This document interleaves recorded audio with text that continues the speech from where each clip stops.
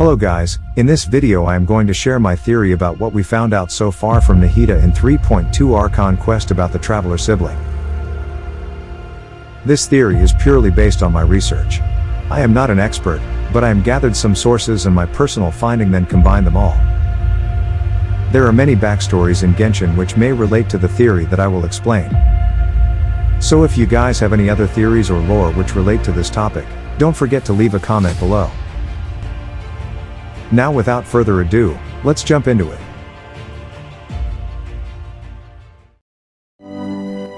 .2 Archon Quest brought us to a new mind-blowing information.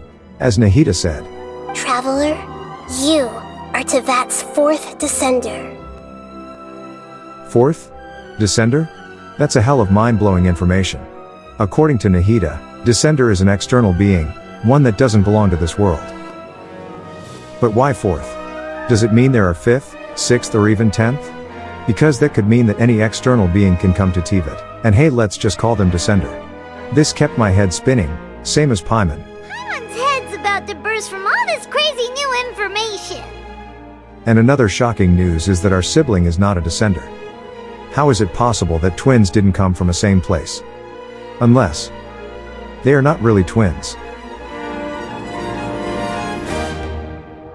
There must be something different about your sister, because as it turns out, the world has recorded information on her after all.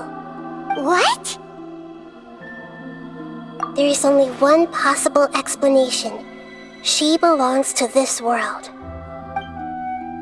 So, our so-called twin belongs to this world? As twins, of course it doesn't make any sense at all. But how if they are not our sibling or twin in the first place? Traveler is the fourth descender and Nahida assumed the first descender is the heavenly principles. There are many speculated that the first descender is Primordial One. Even though we still don't know if heavenly principles is the same as Primordial One. According to the book Before Sun and Moon, it is said that Primordial One came forth and did battle against the 7 terrifying sovereigns, dragon lords of the old world. The Primordial One created shining shades of itself. After 40 years, the 7 sovereigns were vanquished by Primordial One and its shades. The Primordial One began the creation of heaven and earth. With the help of its shade, they created the birds of the air, the beasts of the earth, and the fish of the sea, and blah blah. Well, do you see where I am going with this? Primordial One came, wanted to take control of the world, created its shades. So what if the Traveler, as the fourth descender, could create the same shade of their own and for their own purpose? What we see in the beginning cutscene where they being blocked by the unknown god probably isn't what 100% happened. Even the Traveler doubt that something may be gone wrong with his memory. I am assuming that there was a big event when Traveler came to Tevat, probably another battle? Just like the Primordial One and the second who came? And the cutscene on the beginning only the small part of what actually happened. But at some point, something happened with Traveler and his shade which caused them being thrown away. In this case, the shade's fate being changed by the other entity and made them now belongs to the Vought, as they fell to Ka'an Maria. Could it be possible that the other entity, who holds the throne now in Celestia is trying to wipe out the Traveler traces including his shade? Because when our sibling almost reached the end of her journey in this world, the data of her become fuzzy. After the Conria disaster, she began her journey through the 7 nations of Tevat. But just as her journey was about to reach its conclusion, the Irminsul records on her suddenly become fuzzy. I have already traveled through this world once. Once you reach the end of your journey as I did, you will see for yourself the true nature of this world. There are still many mysteries about the Traveler and his sibling.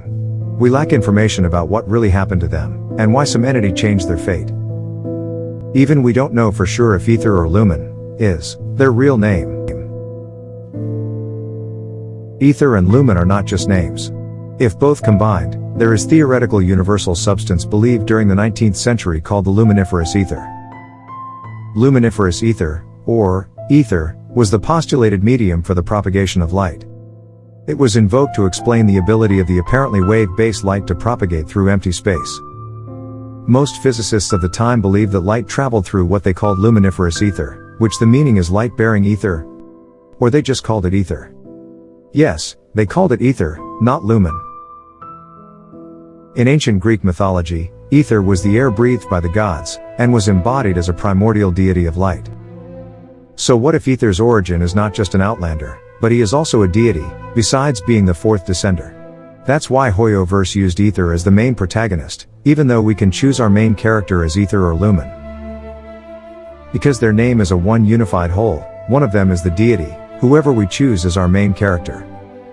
Until we travel to the end of our journey and find out the truth, which the other one being our shade, who has their own real name. There isn't much information about shade that we had so far, but it doesn't mean that it's something unfamiliar. Same concept applied to how Barbatos connected to Eastarth, god of time. In Venti trailer we can see it here.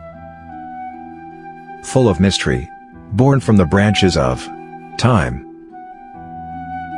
Venti stated that there's not a single song I do not know, no matter if it's from the past, present, or future. Which we know that past, present, and future correlated to time. Eastarth, also known as the Thousand Winds, and Barbatos was a thread of thousand winds that roared through the northern lands. The true power of ether and lumen can be seen from the beginning cutscene, where they have 6 wings that look as though it were made of light. As one being the shade of the other, they connected with their power. As how time and wind share the same connection. In the Ragged Notebook it also stated, stories brought on the wind will bloom into legends in due time. Probably the Traveler and its shade also connected their power with something related to light? Space, perhaps? Well, I know it's all just speculation. But man, Genshin lore getting more and more interesting.